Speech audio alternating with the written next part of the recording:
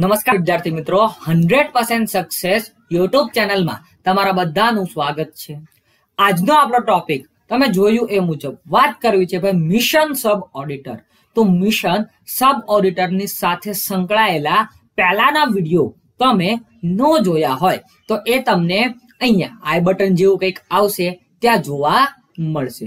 તો ચાલો ખોટો સમય બરબાદ ન કરતા શરૂઆત કરીએ આજના આપણા આ વિડિયો લેક્ચરની। જોઈ રહ્યા છો 201મો પ્રશ્ન તમારી સમક્ષ છે। પ્રશ્ન કંઈક આવો છે કે ગ્રામ્ય વિસ્તારમાંથી રોજગારીની શોધમાં આવતા લોકો શિક્ષિત અને તાલીમબદ્ધ બને ત્યાં સુધી જે બેરોજગારી તેમનામાં જોવા મળે છે તેને કેવી બેકારી કહેવાય? તો મિત્રો એને ઔદ્યોગિક બેકારી કહેવામાં આવે છે। જો શું કીધું છે કે જ્યારે ભાઈ ગ્રામ્ય વિસ્તારમાંથી રોજગારીની શોધમાં જે લોકો હોય, શિક્ષિત ઓછા શિક્ષિત હોય, તાલીમબદ્ધ ન હોય, આવી એની પાસે તાલીમ ન હોય કામ કરવાની, અને એ લોકો સિટીમાં શહેરમાં આવે છે બરાબર, ત્યારે એને ઔદ્યોગિક બેરોજગાર કહેવામાં આવે છે। અને આવી બેકારીને ઔદ્યોગિક બેરોજગારી તરીકે ભાઈ ઓળખવામાં આવે છે। યાદ રહી જાય એવી બાબત છે ભાઈ, સરળ છે, સિમ્પલ છે બરાબર। આની પહેલાના વિડીયો જોઈ લેજો। અને હા, હજી સુધી તમે અમારી ચેનલને લાઈક અને મતલબ કે સબસ્ક્રાઇબ, કમેન્ટ ને એવું કંઈ ન કર્યું હોય તો કરી નાખવું ભાઈ। ચાલો આગળ વધીએ। પ્રશ્ન નંબર 222, ઔદ્યોગિક બેરોજગારી એ બીજા કયા પ્રકારની બેરોજગારી તરીકે પણ ઓળખાય છે? જો મિત્રો તમને ઔદ્યોગિક બેરોજગારી વિશે આપણે ડિટેલમાં આગળ વાત કરી, એને એક બીજું નામ પણ આપવામાં આવેલું છે। એ નામ કયું છે? તો મિત્રો એનું નામ છે ભાઈ પરિસ્થિતિજન્ય। ભાઈ પરિસ્થિતિ જેવી ઉદ્ભવે એવી બેકારી, કેવી ભાઈ? પરિસ્થિતિજન્ય બેકારી બરાબર। આ ઔદ્યોગિક બેકારીનું ભાઈ બરાબર, ઔદ્યોગિક બેકારીનું બીજું નામ છે। ત્યારબાદનો પ્રશ્ન, વીજ કાપ, વિદેશી માલની આયાત, કાચા માલની અછત, ટેકનોલોજીમાં ફેરફાર જેવા કારણોસર વસ્તુનું ઉત્પાદન ઘટે કે માંગ ઘટે તો બેરોજગાર બનવું પડે બરોબર, બેરોજગાર બનવું પડે છે। તે કેવા પ્રકારની બેરોજગારી કહેવાય? મિત્રો એને પણ કેવી? ઔદ્યોગિક બેકારી જ કહેવામાં આવે છે બરાબર। યાદ રાખજો, એને પણ શું કહેવામાં આવે છે? તો ઔદ્યોગિક બેકારી જ કહેવામાં આવે છે। આમાં શું થાય મિત્રો? વીજળી કાપ હોય બરાબર, ત્યારે શું થાય? તો કામ ન મળે, રોજગારી ન મળે, ઉદ્યોગ ચાલે નહીં। વિદેશી માલની આયાત કરતા હોય તો પણ આપણો કાચો માલ એમના પડ્યો રહે બરાબર, કાચા માલની અછત થાય। ટેકનોલોજીમાં ફેરફાર, આવા પણ કારણો હોઈ શકે, બધા બેરોજગારીના કારણો છે અને જે ઔદ્યોગિક બેકારીને ભાઈ નોતરે છે। આગળ વધીએ। સરકારે ખાલી જગ્યાના પુરવઠામાં કરેલો વધારો ભાવ વૃદ્ધિનું મહત્વનું કારણ છે। તો શેમાં વધારો કર્યો હોય ભાઈ સરકારે? તો સરકારે નાણાં પુરવઠામાં, શેમાં ભાઈ? સરકારે યાદ રાખજો, નાણાં પુરવઠામાં ભાઈ, શેમાં? નાણાં પુરવઠામાં કરેલો વધારો એ શેનું કારણ બને છે? તો ભાવ વૃદ્ધિ ભાઈ, ભાવમાં થતો જે વધારો છે એના માટેનું એક મહત્વનું કારણ છે નાણાંના પુરવઠામાં થયેલો વધારો। ત્યારબાદ રાષ્ટ્રીય ઉપભોક્તા આયોગમાં કેટલા રૂપિયાથી ભાઈ વધુ રકમના દાવાની અરજી થઈ શકે છે? તો 1 કરોડ ભાઈ। રાષ્ટ્રીય ઉપભોક્તા આયોગ ભાઈ આ નેશનલ લેવલ છે બરાબર, નેશનલ લેવલનું છે। રાષ્ટ્રીય કીધું છે, રાષ્ટ્રીય ઉપભોક્તા આયોગ। તો આમાં મિત્રો તમારે જ્યારે ફરિયાદ કરવી હોય તો કેટલા રૂપિયાથી વધુ રકમનો તમારો દાવો હોય તો જ તમે અરજી કરી શકો, આવો નિયમ હોય બરાબર। તમારે ફરિયાદ કરવી છે તો તમારી રકમ, તમારી સાથે છેતરપિંડી જો 1 કરોડથી વધારે રકમની થઈ હોય ને તો જ તમે ભાઈ ફરિયાદ કરી શકો છો બરાબર। યાદ રાખજો, 1 કરોડથી વધારે પૈસાની, રૂપિયાની છેતરપિંડી જો તમારી સાથે બની હોય તો જ તમે રાષ્ટ્રીય ઉપભોક્તા આયોગમાં ફરિયાદ કરી શકો છો, યાદ રાખજો ભાઈ। ત્યારબાદ વિશ્વમાં દર વર્ષે ગ્રાહક અધિકાર દિનની ઉજવણી કઈ તારીખે થાય છે? મિત્રો ગ્રાહક અધિકાર દિન તો યાદ રાખજો ભાઈ, ગ્રાહક અધિકાર દિનની ઉજવણી વિશ્વમાં દર વર્ષે ભાઈ 15 માર્ચ, બરાબર, 15 માર્ચ ના રોજ ભાઈ ગ્રાહક અધિકાર દિનની ઉજવણી કરવામાં આવે છે. યાદ રાખવા જેવી બાબત ભાઈ પૂછાઈ શકે આ પ્રશ્ન, બરાબર. ગ્રાહકોનો ટોપિક માટેનો એક સ્પેશિયલ વિડીયો આપણે બનાવી ચૂકેલા છીએ, જે તમને અહીંયા આઈ બટનમાં અવશ્ય જોવા મળશે. અને એમાં આપણે તમામ ગ્રાહકો ની વાત કરી, મીન્સ કે ગ્રાહક જે દિવસોની ઉજવણી થાય છે એ દિવસોની, પછી આ બધી ઉપભોક્તા આયોગ, તમામ ઉપભોક્તા આયોગની વાત કરી, તેમાં કેટલા સભ્યો હોય એની પણ આપણે ચર્ચા કરી લીધેલી છે ભાઈ, તો એ પણ જોઈ લેવું. ત્યારબાદ 207મો પ્રશ્ન છે કે ભારતમાં ગ્રાહક સુરક્ષાના કાર્યક્રમ ક્યારે શરૂ થયા? તો ઇન 1986 ભાઈ, ઇન 1986 માં ભાઈ ગ્રાહક સુરક્ષાના કાર્યક્રમો ભાઈ ભારતમાં ગ્રાહક સુરક્ષાના કાર્યક્રમો એ ક્યારથી શરૂ થયા? તો ઈસવીસન 1986 થી. મિત્રો આ સમયે ગ્રાહક સુરક્ષા ધારો ભાઈ પસાર કરવામાં આવ્યો હતો, એ પણ યાદ રાખવો ભાઈ. આ પણ પૂછાઈ શકે, ગ્રાહક સુરક્ષા ધારો કયા વર્ષમાં પસાર કરવામાં આવ્યો હતો? તો ઇન 1986 માં ભાઈ ગ્રાહક સુરક્ષા ધારો નામનો એક કાયદો પસાર કરવામાં આવ્યો હતો. ત્યારબાદ આંતરરાષ્ટ્રીય ખાદ્ય પદાર્થોને પ્રમાણપત્ર કઈ સંસ્થા આપે છે? તો આંતરરાષ્ટ્રીય ખાદ્ય પદાર્થોને ભાઈ પ્રમાણપત્ર આપતી સંસ્થા કઈ છે? ISO, ઇન્ડિયન સ્ટાન્ડર્ડ ઓર્ગેનાઇઝેશન, આવું પણ એક ફૂલ ફોર્મ થાય છે. તો એ પણ સાચું જ છે ભાઈ, બરાબર. ISO ના 2 ફૂલ ફોર્મ થાય છે, એક તમે જોઈ રહ્યા છો ઇન્ટરનેશનલ ઓર્ગેનાઇઝેશન ફોર સ્ટાન્ડર્ડાઇઝેશન, આ પણ એનું ફૂલ ફોર્મ થાય છે, બરાબર. આ આંતરરાષ્ટ્રીય કક્ષાએ ભાઈ, કઈ કક્ષાએ? આંતરરાષ્ટ્રીય કક્ષાએ ભાઈ ખાદ્ય પદાર્થોને પ્રમાણપત્ર આપતી ભાઈ એક સંસ્થા છે, જે આંતરરાષ્ટ્રીય ઇન્ટરનેશનલ ધોરણે વર્ક કરે છે. ઇન્ટરનેશનલ ઓર્ગેનાઇઝેશન ફોર સ્ટાન્ડર્ડાઇઝેશન, મતલબ કે ઇન્ટરનેશનલ સ્ટાન્ડર્ડાઇઝેશન ઓર્ગેનાઇઝેશન. અહીંયા ટાઈપિંગ મિસ્ટેક થોડીક થયેલી છે મિત્રો, પણ એ તમે સમજી ગયા હશો. આગળ વધીએ ભાઈ, 210મો પ્રશ્ન આપણી સમક્ષ છે. ગરીબી રેખા નીચે, જો શું કીધું છે?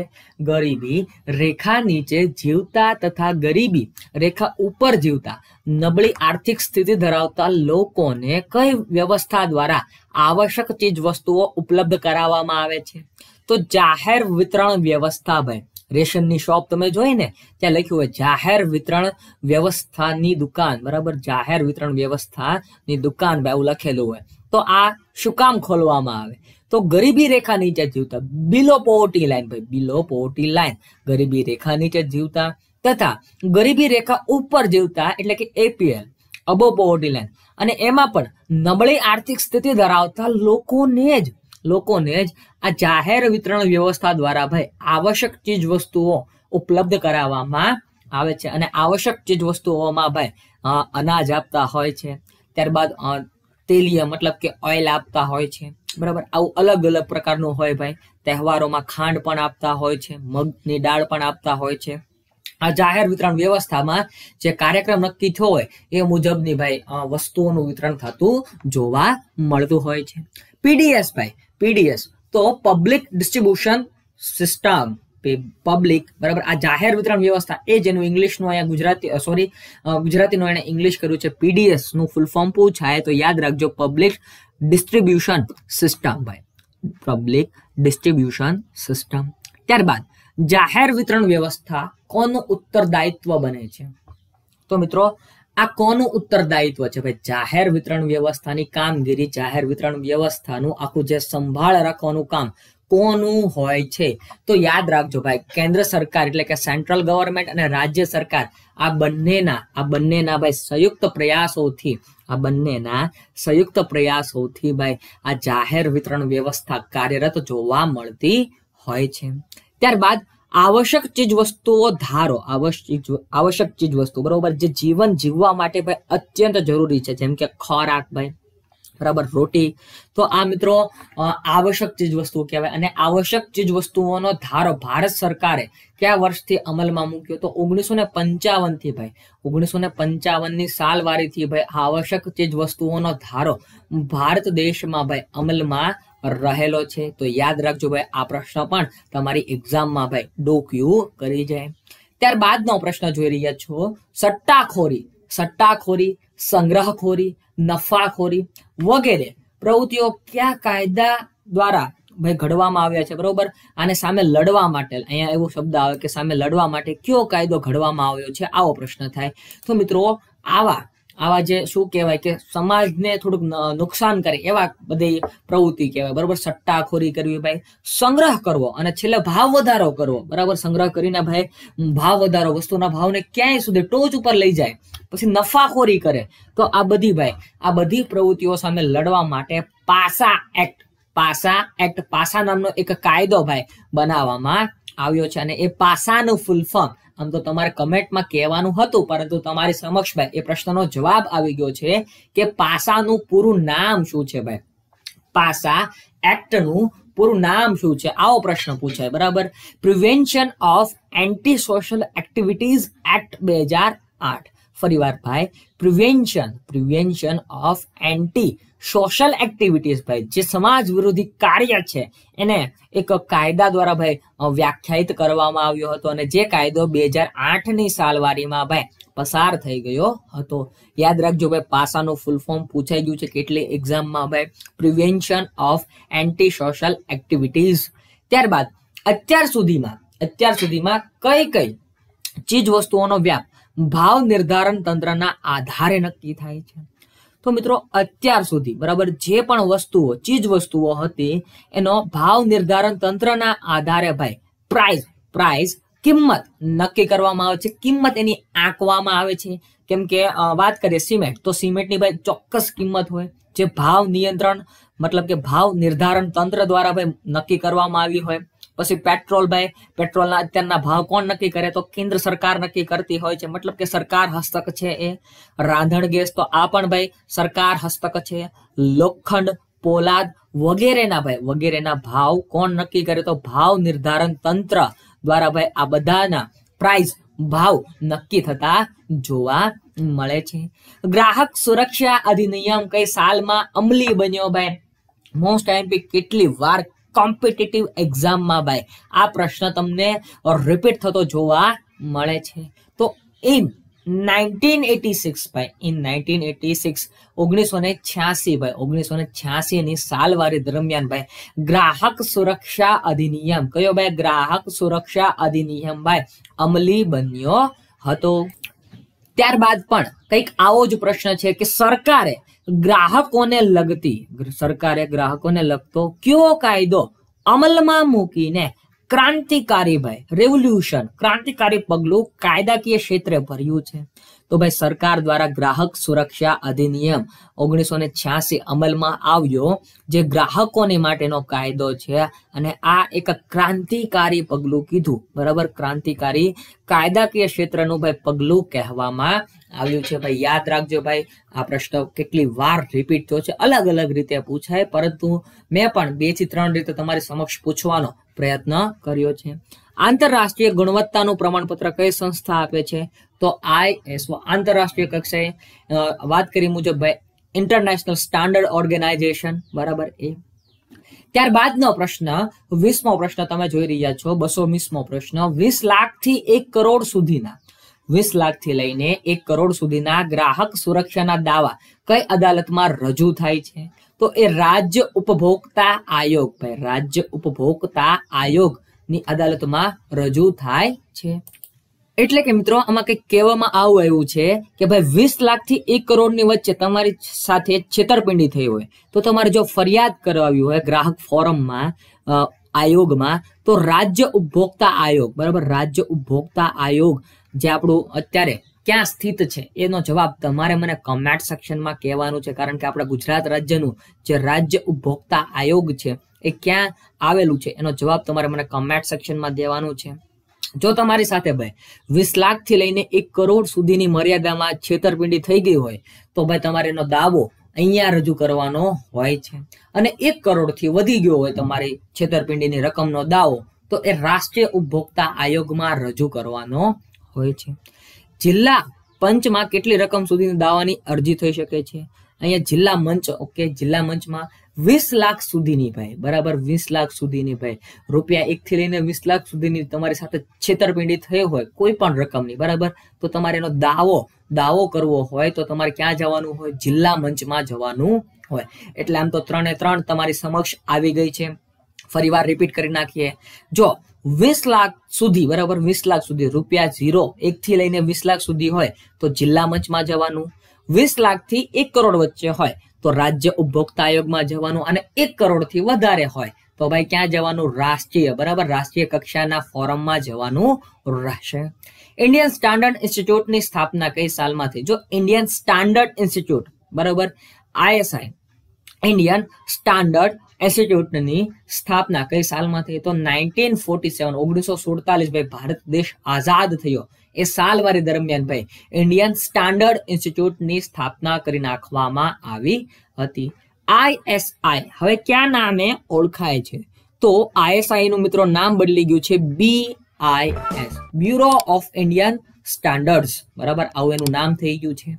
તમને એનું ફૂલ ફોર્મ પણ પૂછાય ભાઈ, બ્યુરો ઓફ ઇન્ડિયન સ્ટાન્ડર્ડ્સ, બરાબર. પહેલા એનું નામ શું હતું? તો ઇન્ડિયન સ્ટાન્ડર્ડ ઇન્સ્ટિટ્યૂટ, એ પણ યાદ રાખજો. ત્યારબાદ 224મો પ્રશ્ન જોઈ રહ્યા છો. ગુજરાતમાં બ્યુરો ઓફ ઇન્ડિયન સ્ટાન્ડર્ડ્સ ની કચેરી કયા શહેરમાં આવેલી છે? તો ભાઈ ગુજરાતમાં 2 જગ્યાએ આની કચેરી આવેલી છે. એક તો રાજકોટ ભાઈ, રંગીલું રાજકોટ, અને વડોદરા ભાઈ, બરાબર. આ બંને શહેરોમાં શેની કચેરી આવેલી છે? તો બ્યુરો ઓફ ઇન્ડિયન સ્ટાન્ડર્ડ્સ ની કચેરી આવેલી છે. ત્યારબાદ રાષ્ટ્રીય મહિલા આયોગની રચના કઈ સાલમાં કરવામાં આવી? તો ઈસવીસન 1999 ની સાલવારી દરમિયાન ભાઈ, ઈસવીસન 1999 ની સાલવારી દરમિયાન કઈ? તો રાષ્ટ્રીય મહિલા આયોગની રચના કરવામાં આવી. રાષ્ટ્રીય મહિલા આયોગની રચના કઈ સાલમાં થઈ? ઈસવીસન 1999 ની સાલવારી દરમિયાન. કયો માર્કો ઉત્પાદનના નિર્ધારિત ધોરણ મુજબ ગુણવત્તાવાળો માલ તૈયાર થયાનું પ્રમાણપત્ર આપે છે? તો ISI માર્કો ભાઈ, ISI માર્કો એ ઉત્પાદનના નિર્ધારિત ધોરણોને અનુસરીને ભાઈ, ઉત્પાદનના જે નિર્ધારિત ધોરણો નક્કી થયા હોય એ અનુસરીને ભાઈ ગુણવત્તાવાળો માલ તૈયાર થવાનું પ્રમાણપત્ર આપવામાં આવ્યું છે. ત્યારબાદ ખેતી પર આધારિત ચીજ વસ્તુઓ પર કયો માર્કો વપરાય છે? તો એના ઉપર એગ માર્ક વપરાય છે, એગ્રીકલ્ચર માર્કેટિંગ, બરાબર. તો એગ માર્ક, એગ્રીકલ્ચર માર્ક, બરાબર, એ વપરાય છે ભાઈ. ખેત પર આધારિત ચીજ વસ્તુઓ પર કયો એગ માર્ક વાપરવામાં આવે છે? હવે તો તમને એનું ફૂલ ફોર્મ પણ આવડતું જ હોવું જોઈએ ભાઈ. ત્યારબાદ કઈ સંસ્થા ઉત્પાદકોને ISI કે એગ માર્કનો માર્કો વાપરવાનો પરવાનો આપે છે? તો DAI ભાઈ, DAI, બરાબર. આના દ્વારા ISI કે એગ માર્કનો માર્કો વાપરવાનો ભાઈ પરવાનગી આપવામાં આવે છે. કોને ગ્રાહક સુરક્ષાના જન્મદાતા માનવામાં આવે છે? તો ભાઈ વિશ્વ લેવલની વાત છે આ. રાલ્ફ નીડર, બરાબર, રાલ્ફ નડર અથવા નીડર કોઈ પણ હોઈ શકે ભાઈ, ઉચ્ચારણમાં અથવા લખવામાં થોડીક મિસ્ટેક હોઈ શકે, પરંતુ રાલ્ફ નીડર, બરાબર, આ એવા વ્યક્તિ છે જેને ગ્રાહક સુરક્ષાના જન્મદાતા, ફાધર ઓફ કસ્ટમર પ્રોટેક્શન, બરાબર, ફાધર ઓફ કસ્ટમર પ્રોટેક્શન તરીકે ઓળખવામાં આવે છે. ISO નામની આંતરરાષ્ટ્રીય સંસ્થા ક્યાં આવેલી છે? મિત્રો ISO ઇન્ટરનેશનલ સ્ટાન્ડર્ડ ઓર્ગેનાઇઝેશન, એની સંસ્થા જેનું મુખ્ય મથક કહેવાય એ જીનીવા ખાતે આવેલું છે. અને જીનીવા ક્યાં આવેલું છે ભાઈ? સ્વિટ્ઝરલેન્ડ ખાતે આવેલું છે. આગળ વધીએ ભાઈ. બિન વિકાસ ખર્ચના વધારાના કારણે પુરવઠો વધતો નથી પરંતુ માંગ વધે છે. પરિણામે શું વધે છે? તો ભાઈ ભાવ વધે. શું વધે ભાઈ? ભાવ. પ્રાઇસમાં ઇન્ક્રીઝ જોવા મળે. જો બિન વિકાસ ખર્ચ વધારે થયો ભાઈ, એના કારણે પુરવઠો ન વધે, તમારો પુરવઠો સેમ ટુ સેમ રહે, પરંતુ તમારી ડિમાન્ડ, માંગ વધતી જાય છે, અને એના પરિણામે જે ભાવ વધારો થાય એને શું કહેવાય ભાઈ? એને ભાવો વધે છે, બરાબર, ભાવ તમારા ઇન્ક્રીઝ થાય. ત્યારબાદ ISO 6000, ISO 14000, ISO 9000, ISO 9181 શું સૂચવે છે? તો આ બધા ભાઈ આંતરરાષ્ટ્રીય ગુણવત્તાના જુદા જુદા પ્રમાણપત્રો છે, બરોબર. ઇન્ટરનેશનલ જે સ્ટાન્ડર્ડ ઓર્ગેનાઇઝેશન દ્વારા જે પ્રમાણપત્રો, સર્ટિફિકેટ આપવામાં આવે છે, તો આ વિવિધ પ્રકારના સર્ટિફિકેટ અહીંયા સૂચવેલા છે ભાઈ, બરાબર. સર્ટિફિકેટ યાદ રાખજો. ત્યારબાદ CAC આ શું છે? તો કોડેક્સ એલિમેન્ટરીઝ, બરોબર. આ શું છે? કોડેક્સ એલિમેન્ટરીઝ. તો તો આ શું કરે? તો તમને નીચે આપેલું જ છે જો, કોડેક્સ એલિમેન્ટરીઝ કમિશનની સ્થાપના કોના દ્વારા કરવામાં આવી હતી? તો મિત્રો FA food and agriculture organisation, FAO આપણે એનો ફાઓ કહીએ બરાબર, ફૂડ એન્ડ એગ્રીકલ્ચર દ્વારા ભાઈ કોડેક્સ એલિમેન્ટરીઝ કમિશનની ભાઈ રચના કરવામાં આવી હતી.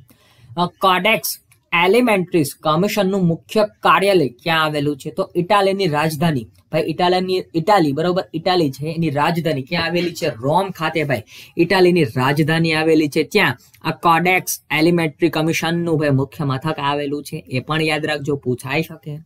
રાષ્ટ્રીય ગ્રાહક પંચ ક્યાં આવેલ છે? નેશનલ કન્ઝ્યુમર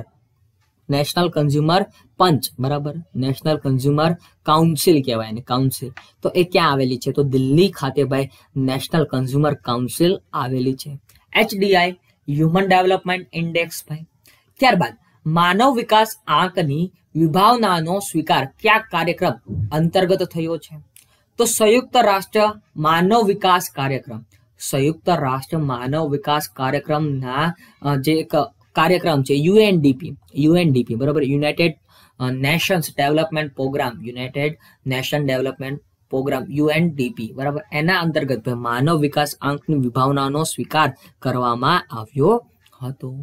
માનવ વિકાસ આંકમાં કયા નિર્દેશકોનો સમાવેશ કરવામાં આવતો નથી? તો વૈજ્ઞાનિક સિદ્ધિના નિર્દેશકનો સમાવેશ આ માનવ વિકાસ આંકના નિર્દેશનમાં કરવામાં આવતો નથી. જીવન ધોરણ કોના દ્વારા મપાય છે?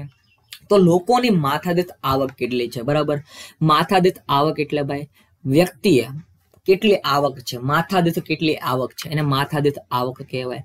જીવન ધોરણ કોના દ્વારા મપાય છે? તો માથાદીઠ આવક દ્વારા ભાઈ જીવન ધોરણ માપવામાં આવે છે. HPI તો એ શું છે? Human poverty index.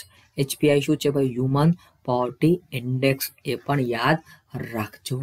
ત્યારબાદ કયો લોક સમૂહને લઘુમતી સમૂહ કહી શકાય છે?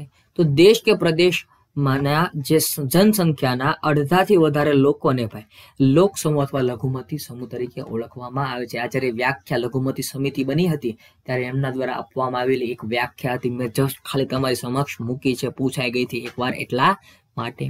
વિશ્વમાં સૌથી વધારે બાળ મજૂરો કયા દેશમાં છે? જે આપણી નબળાઈ કહેવાય ભાઈ, વિશ્વમાં સૌથી વધારે બાળ મજૂરો કે ને તો આપણો ભારત દેશ જવાબ આવે. હકીકતે આ જવાબ આવવો જોઈએ નહીં બરાબર, ભારત દેશ અહીંયા જવાબ બનતો હતો. કેટલા વર્ષથી ઓછી ઉંમરના બાળકોને બાળ મજૂર કહેવાય? તો 14 વર્ષથી ભાઈ ઓછી ઉંમરના જે બાળકો કામ કરે છે બાળ મજૂર કહેવામાં આવે છે. ભારતમાં ગ્રાહક સુરક્ષાનો સૌપ્રથમ વિચાર કોના દ્વારા કરવામાં આવ્યો હતો? તો મિત્રો કૌટિલ્ય દ્વારા ભાઈ સૌપ્રથમ ભારતમાં ગ્રાહકોને, કન્ઝ્યુમરને પ્રોટેક્શન આપવું જોઈએ બરાબર, એટલે એ વખતે તો કઈ ઇંગ્લિશ નહોતું, પરંતુ ગ્રાહક સુરક્ષાનો વિચાર આવ્યો હતો. કોને ભાઈ? કૌટિલ્યને બરાબર. ચાણક્ય જેમનું બીજું નામ છે, વિષ્ણુગુપ્ત જેનું સાચું નામ છે, એ આ કૌટિલ્ય. અર્થશાસ્ત્ર નામનું પુસ્તક જેણે લખ્યું છે એ પણ આપણા આ જ કૌટિલ્ય. સંરક્ષણ નીતિની બાળ ઉદ્યોગની દલીલ મુખ્ય કયા અર્થશાસ્ત્રીએ કરી હતી? તો ફેડરિક લિસ્ટ નામના એક અર્થશાસ્ત્રી દ્વારા ભાઈ આ પ્રકારની દલીલ કરવામાં આવી હતી કે બાળ મજૂરી, બાળ ઉદ્યોગોને ભાઈ બંધ કરવા જોઈએ.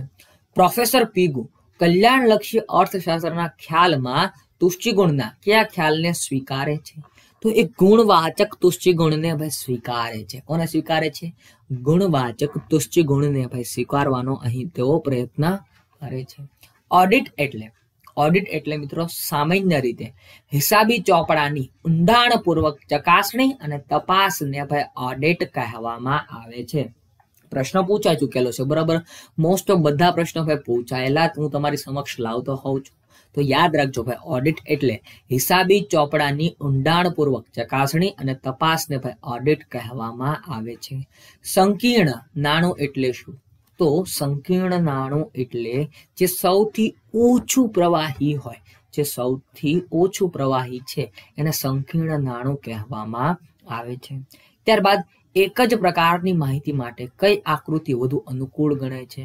તો એક જ પ્રકારની માહિતી માટે સ્તંભાકૃતિ વધારે ભાઈ અનુકૂળ ગણાતી હોય છે. ત્યારબાદ માનવ વિકાસના સમર્થક અર્થશાસ્ત્રી તો મહેબૂબ ઉલ હક ભાઈ. કોણ છે ભાઈ? મહેબૂબ ઉલ હક પાકિસ્તાની છે, જેણે માનવ વિકાસ આંકના સમર્થક અર્થશાસ્ત્રી ગણવામાં આવે છે. ઓડિટિંગ એટલે શું? તો નાણાકીય પત્રકોની ચકાસણી કરવી ભાઈ, નાણાકીય પત્રકોની ચકાસણી કરવી.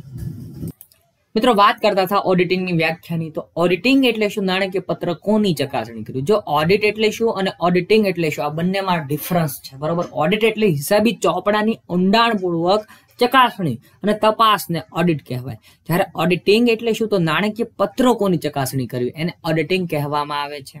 સહસંબંધાંક એ કેવું માપ છે? તો સાપેક્ષ માપ છે.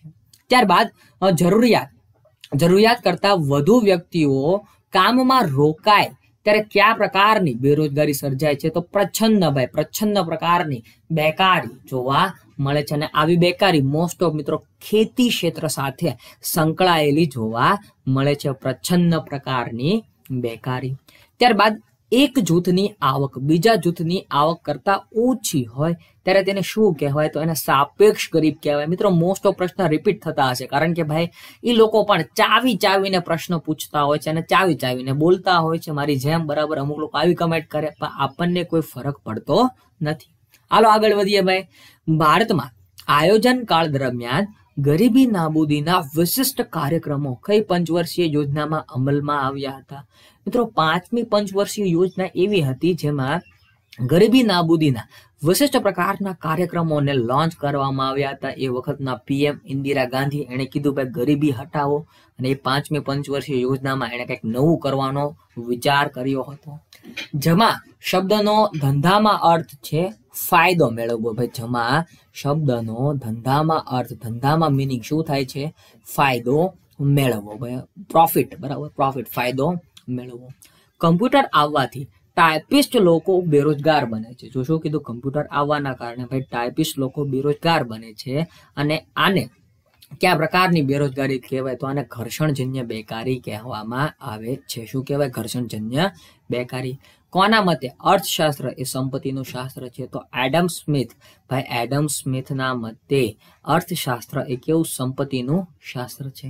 નિરપેક્ષ ગરીબી એ કઈ સ્થિતિ દર્શાવે છે? તો એ અભાવની સ્થિતિ દર્શાવે છે, બરાબર. કોઈ પણ ચીજ વસ્તુઓનો અભાવ હોય એ નિરપેક્ષ ગરીબી દ્વારા સૂચવવામાં આવે છે. ભારતમાં બેરોજગારીનો દર માપવા કઈ સંસ્થા કાર્યરત છે? તો નેશનલ સેમ્પલ સર્વે ઓર્ગેનાઇઝેશન ભાઈ. નેશનલ સેમ્પલ સર્વે ઓર્ગેનાઇઝેશન એ ભારતમાં બેરોજગારીનો દર માપવા માટેની એક સારી એવી કામ કરતી સંસ્થા છે, જેને આપણે નેશનલ સેમ્પલ સર્વે NSSO તરીકે ઓળખીએ છીએ. ત્યારબાદ આધુનિક અર્થવ્યવસ્થામાં અનેક પ્રવૃત્તિઓને સાંકળતી મહત્વની કડી કઈ છે?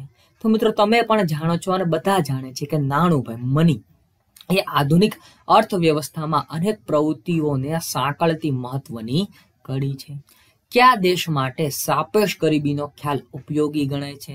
તો ઓસ્ટ્રેલિયા. મિત્રો ઓસ્ટ્રેલિયા દેશ માટે સાપેક્ષ ગરીબીનો ખ્યાલ વધારે પ્રમાણમાં ભાઈ હિતાવહ છે, કારણ કે એ વિકસિત દેશો છે. મોસ્ટ ઓફ વિકસિત દેશોની સાપેક્ષમાં ભાઈ આ જે સાપેક્ષ ગરીબી છે એનો ખ્યાલ વધારે ઉપયોગી બનતો હોય છે. ઓછામાં ઓછું ઉચ્ચ શિક્ષણ મેળવ્યું હોય અને વ્યક્તિ બેરોજગાર હોય તો તેને શિક્ષિત બેરોજગાર કહી શકાય. તો ઓછામાં ઓછું ભાઈ માધ્યમિક શિક્ષણ, કયું શિક્ષણ? માધ્યમિક શિક્ષણ મેળવેલું હોય અને વ્યક્તિ બેરોજગાર હોય તો તેને કેવું કહેવાય ભાઈ? માધ્યમિક શિક્ષણ મેળવેલું હોય છતાં પણ એ બેરોજગાર હોય તો એને શિક્ષિત બેરોજગાર કહેવામાં આવે છે. કેવા બેરોજગાર? શિક્ષિત બેરોજગાર કહેવામાં આવે છે. ત્યારબાદ અસરકારક માંગના અભાવે કયા પ્રકારની બેરોજગારી સર્જાય છે? તો અસરકારક માંગના અભાવે ભાઈ ચક્રીય બેકારી સર્જાય છે. કઈ ભાઈ? અસરકારક માંગના અભાવે કયા પ્રકારની બેરોજગારી સર્જાય છે? તો ચક્રીય બેકારી સર્જાય છે. ફુગાવો એ કેવી સમસ્યા અને ઘટના છે? તો ફુગાવો એ આર્થિક સમસ્યા અને નાણાકીય ઘટના છે. ફુગાવો એ શું છે ભાઈ? આર્થિક સમસ્યા છે અને નાણાકીય ઘટના છે. ધંધામાં નફો એટલે શું? તો ખર્ચ કરતા ઉપજમાં વધારો ભાઈ. ખર્ચ કરતા તમારી ઉપજમાં વધારો થાય એને પ્રોફિટ, નફો કહેવામાં આવે છે. આમ તો નફો તમને બધાને ખબર જ હોય કે અમારે સમજાવવા બેઠવાનું હોય જ નહીં. આવકવેરા અધિનિયમ 1961 કઈ તારીખથી અમલમાં આવ્યો? તો મિત્રો અહીંયા 1962 આવે, બરોબર, 1962 આવે ભાઈ, યાદ રાખજો, ટાઈપિંગ મિસ્ટેક છે. આવકવેરા અધિનિયમ 1961 કઈ તારીખથી અમલમાં આવ્યો? તો 1 એપ્રિલ 1962 થી. ભાઈ વિકીપીડિયા ખોલો તો 1962 આવે, એટલા માટે 62 આપણે જવાબ માન્ય રાખવો પડે.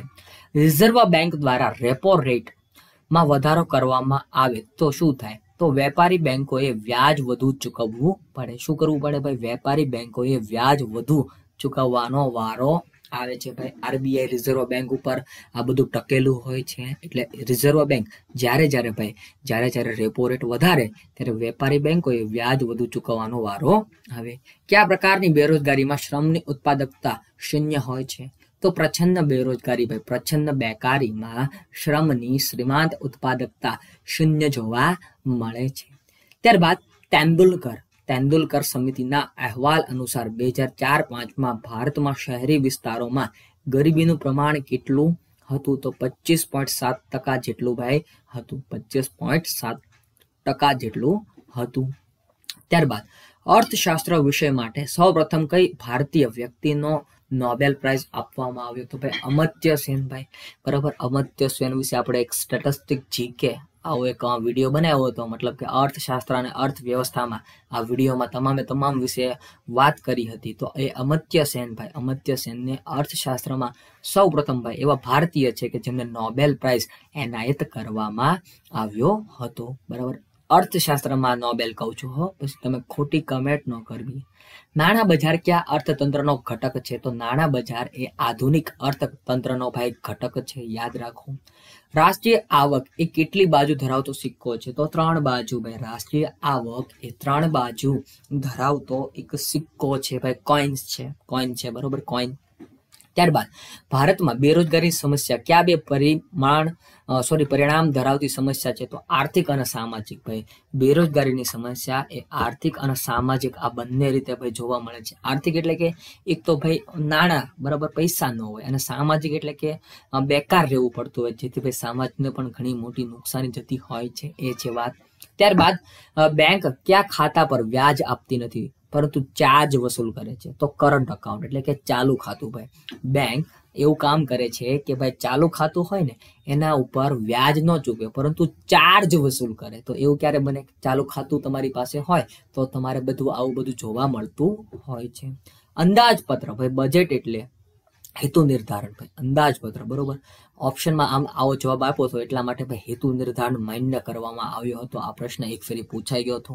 બાકી બજેટ એટલે તમે જાણો છો ભાઈ, આપણા ફિનાન્સ મિનિસ્ટર ભાઈ, નાણાં મંત્રી દ્વારા જે રજૂ કરવામાં આવે છે એ બજેટની અહીં વાત કરવામાં આવેલી છે, તો એ પણ તમે જાણતા હશો. ત્યારબાદ શ્રી રંગરાજન સમિતિ તેના 2013ના અહેવાલમાં કેટલા માથાદીઠ માસિક વપરાશી ખર્ચને ગ્રામ્ય વિસ્તારો માટે ગરીબી રેખા ગણી છે? તો મિત્રો 972 રૂપિયા. કેટલા ભાઈ? 972 રૂપિયા જેટલું ભાઈ, યાદ રાખજો.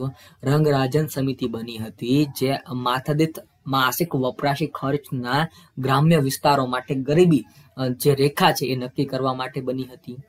તો એણે 972 રૂપિયા કીધા હતા અને શહેરી માટે 1000 રૂપિયા કીધા હતા. આકૃતિ કે આલેખમાં એક્સ અક્ષ પર દર્શાવવામાં આવે છે, તો એક્સ અક્ષ ઉપર ભાઈ સમય દર્શાવાય, વર્ષ દર્શાવાય, બરોબર.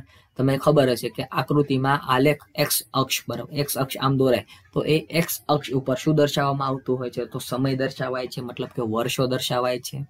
ત્યારબાદ કર્મચારીને તેની જવાબદારી કે વેતનમાં ખાસ કોઈ ફેરફાર કર્યા વિના એક હોદ્દા પરથી બીજા સમકક્ષ હોદ્દા પર મૂકવાની ક્રિયા એટલે શું? તો એને બદલી કહેવાય. જો કર્મચારીને શું કરવાનું છે? ખાલી સ્થળ ફેરવવાનું છે, બરાબર. કર્મચારીને તેની જવાબદારી સેમ ટુ સેમ સોંપવાની છે, વેતનમાં પણ કોઈ ફેરફાર કરવાનો નથી, ખાસ ફેરફાર કરવાનો નથી, પરંતુ એને એક બીજા હોદ્દા પર જ સમકક્ષ હોદ્દો હોય, બરાબર, સમકક્ષ હોદ્દો હોય એ સમકક્ષ હોદ્દા ઉપર જ મૂકવામાં આવે, એને શું કહેવામાં આવે છે? તો એને ભાઈ બદલી કહેવામાં આવે છે, યાદ રાખજો એ બાબતને. તો મિત્રો એ અંદાજપત્ર ભાઈ, બરાબર, તમને અંદાજપત્ર વિશે તમામ માહિતી છે. અંદાજપત્રની વાત તો થઈ ગઈ, આપણે ચર્ચા થઈ ગઈ. વાત કરતા હતા બદલીની, તો બદલીની પણ આપણે ચર્ચા કરી લીધી. ભવિષ્યની આવક જાવકનું પત્રક એટલે શું? તો ભવિષ્યની આવક અને જાવક ભાઈ, બરાબર, આવક પણ બતાય અને જાવક પણ બતાય. આ પત્રક એટલે ભાઈ અંદાજપત્ર. પત્ર, બરાબર, યાદ રાખજો, અંદાજપત્ર. બે કે વધુ પ્રકારની માહિતીની સરખામણી એટલે શું? તો એને તુલનાત્મક અભ્યાસ કહેવાય. એને શું કહેવાય? તુલનાત્મક અભ્યાસ કહેવામાં આવે છે.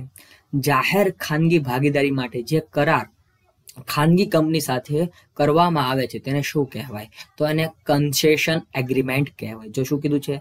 જાહેર ખાનગી ભાગીદારી માટે જે કરાર ખાનગી કંપની સાથે કરવામાં આવે છે ને તેને જ ભાઈ શું કહેવાય છે? કન્સેશન એગ્રીમેન્ટ કહેવામાં આવે છે. ભારતીય રિઝર્વ બેંક અન્ય બેંકો પાસેથી, ભાઈ જો શું કીધું છે કે આરબીઆઈ અન્ય બેંકો પાસેથી અત્યંત ટૂંકા સમય માટે ધિરાણ લે તેના દરને શું કહેવાય? તો એને રિવર્સ રેપો રેટ કહેવામાં આવે છે. ભારતીય રિઝર્વ બેંક અન્ય બેંકો પાસેથી ભાઈ અત્યંત ટૂંકા સમયનું ધિરાણ લે છે તે દરને શું કહેવાય? તો એને ભાઈ રિવર્સ રેપો રેટ કહેવામાં આવે છે. વેપાર શરતોનો પારસ્પરિક માંગનો સિદ્ધાંત કયા અર્થશાસ્ત્રીએ વિકસાવ્યો છે? તો પ્રોફેસર મિલ નામના અર્થશાસ્ત્રીએ ભાઈ વેપાર શરતોનો પારસ્પરિક માંગનો સિદ્ધાંત વિકસાવ્યો છે. યાદ રાખજો. રોજગારી ગુણકનો ખ્યાલ કયા અર્થશાસ્ત્રીએ રજૂ કર્યો? તો પ્રોફેસર RF કાન, બરોબર, RF કાન આમ તો છે. તો એમના દ્વારા ભાઈ રોજગારી ગુણકનો ખ્યાલ રજૂ કરવામાં આવ્યો. રાજ્ય સરકારની આવક અને ખર્ચના હિસાબોનું ઓડિટ કોણ કરે છે? તો એકાઉન્ટન્ટ જનરલ ઓફ ઇન્ડિયા, બરોબર, એકાઉન્ટન્ટ જનરલ ઓફ ઇન્ડિયા દ્વારા ભાઈ રાજ્ય સરકારની જે આવક છે અને એના ખર્ચ છે એનું હિસાબોનું ઓડિટની કામગીરી કરવામાં આવતી હોય છે. હિસાબોને ખોટા ઠેરવવાનું કાર્ય કોનું છે? તો જવાબદાર અધિકારી. ભાઈ જે પણ જવાબદાર અધિકારી હોય એ હિસાબોને ખોટા પાડી શકે છે. શું કરી શકે છે? તો હિસાબોને ખોટા પાડવાની કામગીરી જવાબદાર અધિકારીની જોવા મળે છે. વાઉચિંગ એટલે શું? તો ચોપડામાં લખાયેલી નોંધને દસ્તાવેજી પુરાવા સાથે તપાસવું. ભાઈ જો ચોપડામાં જે પણ નોંધ લખાણેલી હોય એનો દસ્તાવેજી પુરાવો છે કે કેમ, બરાબર, એની સાથે ભાઈ સરખામણી કરવી, એને તપાસવું, એને ભાઈ વાઉચિંગ કહેવામાં આવે છે. વાઉચરની તપાસ કરવી, આમ તો સામાન્ય રીતે એમ કહેવાય કે વાઉચરની તપાસ કરવી એટલે વાઉચિંગ. ત્યારબાદ રિઝર્વ બેંક ઓફ ઇન્ડિયા દ્વારા બહાર પાડવામાં આવતા ટ્રેઝરી બિલ્સ બાબતે કયું વિધાન સાચું નથી? તો તેના પર વ્યાજ ચૂકવવામાં આવે છે. મિત્રો આ વિધાન સંપૂર્ણ સત્ય નથી, સાચું નથી. ટ્રેઝરી બિલ્સ તેનાથી કેન્દ્ર સરકાર ટૂંકા ગાળા માટે નાણાં ઉછીના લે છે. જો શું કીધું છે? ટ્રેઝરી બિલ્સ શું છે? આવો પ્રશ્ન પૂછાય તો યાદ રાખજો, ટ્રેઝરી બિલ્સ એ શું છે?